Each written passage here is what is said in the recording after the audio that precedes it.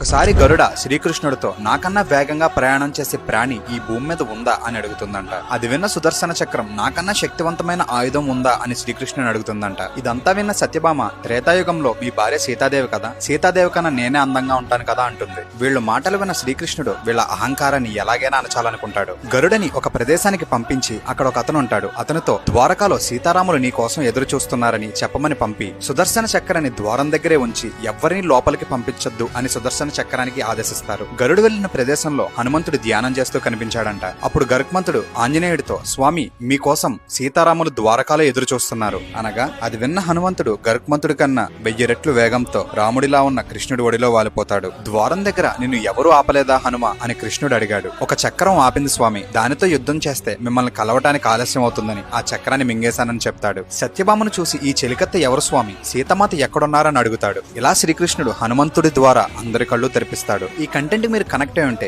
జై శ్రీకృష్ణ అని కమెంట్ చేయండి.